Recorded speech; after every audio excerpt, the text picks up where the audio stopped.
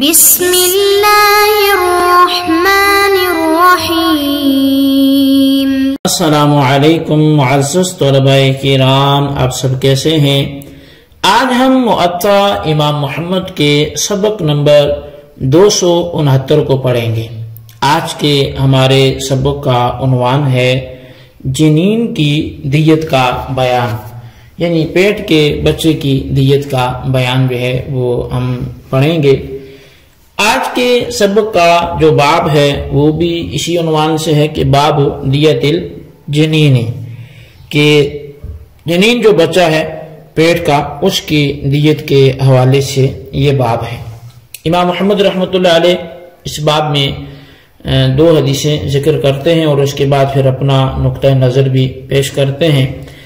تو پہلی حدیث پاک وہ لکھتے ہیں کہ اخبرنا مالک اخبرنا ابن شہاب عن سعید بن المسیب ان رسول اللہ صلی اللہ علیہ وسلم قضا فی الجنین یقتل فی بطن امہ بغرۃ عبد او ولیدۃ فقال الذي قضى عليه كيف اغرم من لا شرب ولا اكل ولا نطق ولا استحل ومثل ذلك يطل قال فقال رسول الله صلى الله عليه وسلم انما هذا من اخوان الكهان۔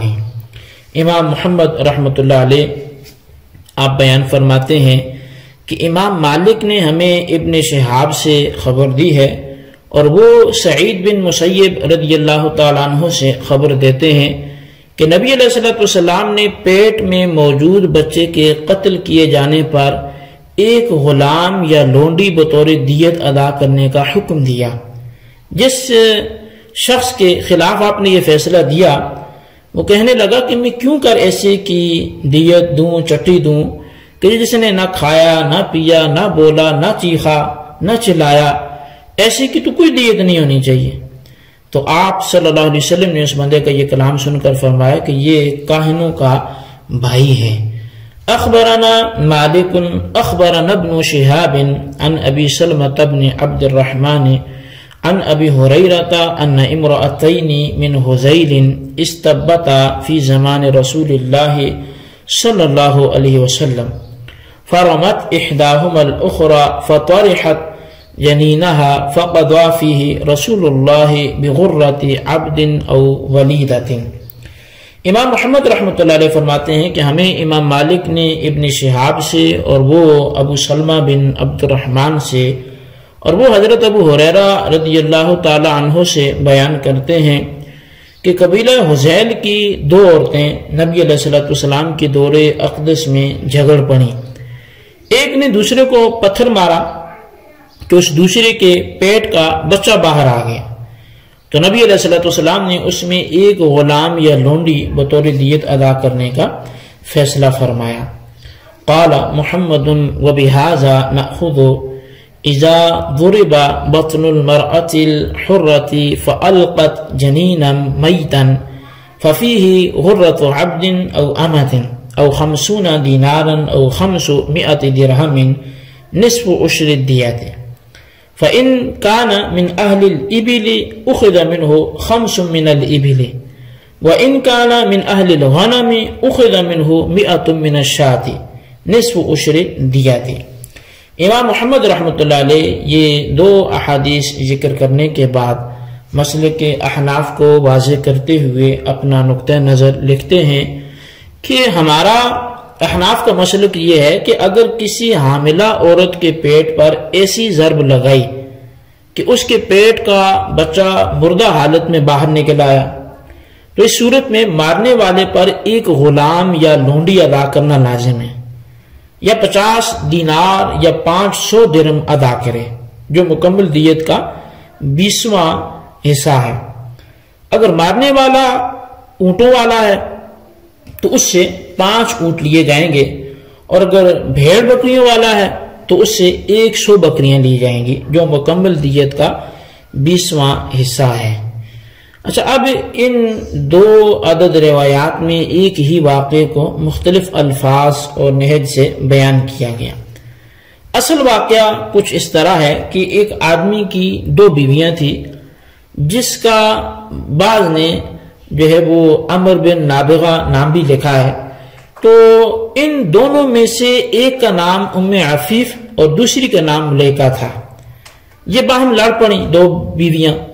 ام عفیف نے ملیکہ کے پیٹ پر ضرب لگائی تو جس سے اس کا حمل گر گیا. چنانچہ یہ مسئلہ جب رسول کریم صلی اللہ علیہ وسلم کی بارگاہ عالیہ میں پیش ہوا تو آپ نے غلام یا لونڈی ادا کرنے کا حکم دیا. تو آپ کی ارشاد گرامی میں لفظ غرہ آیا ہے. تو صحاح میں جوہری نے اس کی تعریف میں لکھی ہے کہ غرہ گھوڑے کی پیشانی کی سفیدی کو کہتے ہیں جو ایک درہم سے کچھ زیادہ ہوتی ہے. نیز اسی لفظ کا اطلاق غلام اور لونڈی پر بھی ہوتا ہے کیونکہ نبی علیہ السلام نے پیٹ کے بچے کے بارے میں غرہ کا فیصلہ فرمایا تو آپ نے مکمل شخصیت کو اس لفظ سے تعبیر فرما دیا. تو اب امام ابن حجر عسقلانی رحمۃ اللہ علیہ آپ لکھتے ہیں کہ حارث بن اسامہ کی روایت میں ہے کہ نبی علیہ السلام نے عاقلہ پر دیت مقرر فرمائی اور پیٹ کے بچے کے ضیاء پر غلام یا لونڈی یا گھوڑا یا خچر مقرر فرمایا. امام بہقی نے یہ اشارہ کیا ہے کہ حدیث مرفوع میں گھوڑے کا ذکر راوی کا وہم ہے اور بعض راویوں نے غرہ کی تعریف کرنے کے لیے یہ الفاظ روایت میں بڑھا دیے ہیں. غرہ اصل میں گھوڑے کی پیشانی کی سفیدی کو کہتے ہیں. پھر اس لفظ کو آدمی کے لیے بھی استعمال کیا گیا جیسا کہ حدیث پاک میں بھی آیا ہے کہ میری امت قیامت کے دن سفید چہروں میں اٹھائی جائے گی. تو ان امتی یدعون یوم القیامت غرہ، تو غرہ کے الفاظ وہاں بھی استعمال ہوئے ہیں کہ سفید چہروں میں اٹھائی جائے گی. تو ہر نفیس چیز کو بھی غرہ کہا جاتا ہے، وہ چاہے مذکر ہو چاہے مؤنث ہو. ایک قول یہ بھی ہے کہ غرہ کا اطلاق صرف آدمی پر ہوتا ہے کیونکہ وہ اشرف المخلوقات ہے. غرہ کا مال جو ہے وہ چہرہ، اور چہرہ تمام اعضاء سے افضل عضو ہے. یہ فتح الباری شرح صحیح البخاری کے اندر جو علامہ ابن حجر نے لکھا تھا تو وہ عسقلانی علیہ الرحمہ نے، تو اس حوالے سے آپ کے سامنے میں نے عرض کیا. تو معزز طلباء کرام، مؤطا کی مذکورہ دونوں روایات کے آخر میں امام محمد رحمۃ اللہ علیہ نے اپنا عمل اور مذہب ذکر فرمایا جس میں غلام لونڈی کے علاوہ 50 دینار، 500 درہم اور 5 اونٹ یا 100 بکریوں کی ادائیگی بھی جائز قرار دے دی ہے. یعنی کل دیت کا 20واں حصہ دیا جائے گا.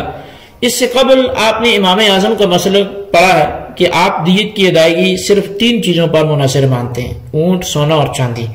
اس لیے یہاں صرف صاحب ہدایہ امام ابو الحسن مرغینانی کی عبارت کے ترجمے ایک بار جو ہے وہ میں اکتفا کرتا ہوں کہ جس سے مقصد جو ہے وہ آپ کا کم از کم وہ سامنے آ جائے گا. تو صاحب ہدایہ یہ کہتے ہیں کہ جب کسی نے عورت کے پیٹ پر ضرب لگائی کہ اس سے اس عورت کے پیٹ کا بچہ ضائع ہو گیا اور وہ گردہ باہر نکل آیا تو اس مارنے والے پر کل دیت کا 20واں حصہ ہوگا. ضائع ہونے والا بچہ اگر مرد تھا تو مرد کی دیت کا 20واں حصہ، اور اگر عورت تھی تو عورت کی دیت کا 20واں حصہ. ان میں سے ہر ایک سے 500 درہم ہے. اور قیاس یہ کہتا ہے کہ اس مذکورہ صورت میں کچھ بھی واجب نہ ہو. اس کی وجہ یہ ہے کہ پیٹ کے بچے کی زندگی کا یقین ہی نہیں ہے، لیکن ازرو استحسان مذکورہ فیصلہ کیا گیا ہے.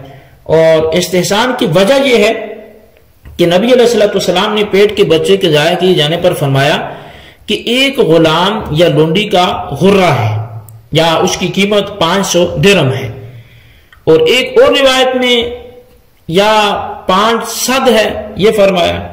لہذا ہم نے حدیث پاک کی وجہ سے قیاس کو چھوڑ دیا. یہ حدیث امام شافعی اور امام مالک کے خلاف حجت ہے جنہوں نے 600 کا قول جو ہے وہ ذکر کیا ہے. ہم احناف کے نزدیک یہ دیت عاقلہ پر واجب ہے جبکہ 500 درہم ہو، لیکن امام صاحب کے نزدیک یہ دیت مارنے والے کے مال میں واجب ہے کیونکہ یہ جز کا بدلہ ہے. اور ہماری دلیل یہ ہے کہ نبی علیہ السلام نے عاقلہ کو ادا کرنے کا حکم دیا تھا.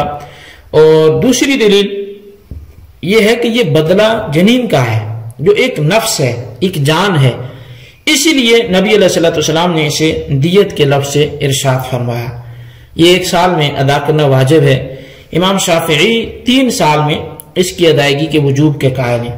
ہماری دلیل یہ ہے کہ امام محمد رحمۃ اللہ علیہ نے روایت ذکر فرمائی ہے کہ نبی علیہ الصلوۃ والسلام نے عاقلہ پر دیت 1 سال میں ادا کرنا واجب فرمائی، اور غرہ میں مرد و زن دونوں برابر ہیں، اس لیے اس کی مقدار جو ہے وہ اس میں واحد میں اعتبار کیا جائے گا، اور وہ 500 درہم ہے۔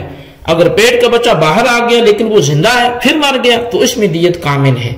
تو بہرحال ہدایت کی اس عبارت سے معلوم یہ ہوا کہ 500 درہم یا 100 دینار یہ اس وقت ہوں گے جب پیٹ سے بچہ مرا ہوا باہر نکلے، اور اگر زندہ نکلا اور پھر اسی چوٹ کی وجہ سے مر گیا تو اب کامل دیت ہوگی، یعنی 100 اونٹ ہوں گے۔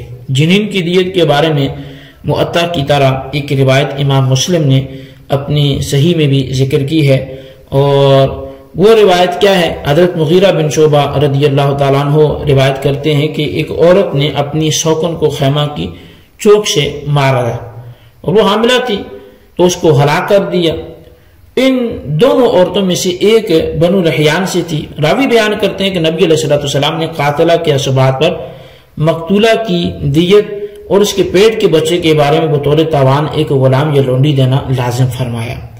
تو قاتلہ کے اسباب میں سے ایک شخص بولا کہ حضور، جس نے نہ کھایا نہ پیا نہ چیخا نہ چلایا نہ ہی چلا پھر ایسی کی دیت نہیں ہوتی؟ تو نبی علیہ السلام فرمایا کہ یہ شخص بدوی کی طرح بڑی مسجع اور مقفع جو ہے وہ عبارت بول رہا ہے، لیکن ان پر دیت بہرحال لازم ہوگی۔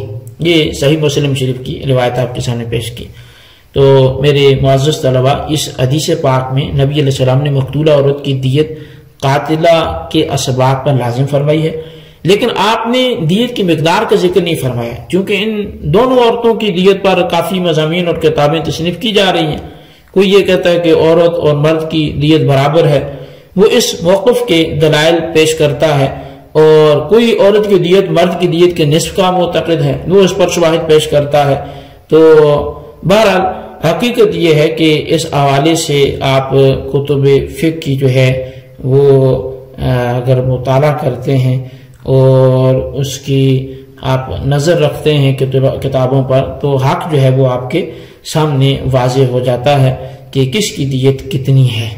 تو اس حوالے سے آپ تفصیل کے لیے کتب فقہ کا مطالعہ کر سکتے ہیں۔ ہمارے آج کے سبق کی عبارت اور اس کا اختتام یہیں پہ ہوتا ہے، اور آج کے سبق کو ہم یہیں پر مؤخر کرتے ہیں، اور اس کو یہاں پر میں چاہوں گا کہ آپ سے کوئی 1-2 سوالات بھی آپ لکھیں اپنے رجسٹر پر۔ خلاصہ تو سبق کا لکھنا ہی ہے، لیکن بالخصوص آپ یہ بھی لکھیں کہ یہ جنین کیا ہوتا ہے، اور پھر دوسرا سوال آپ یہ لکھیں کہ صاحب فتح الباری نے اس حوالے سے کیا نقطہ نظر بیان کیا، وہ بھی لکھیں۔ اللہ تبارک و تعالیٰ سے دعا جو ہم نے پڑھا سنا سے یاد رکھنے کی توفیق نصیب فرمائے۔ آمین بجاہ نبی الامین صلی اللہ علیہ وآلہ وسلم۔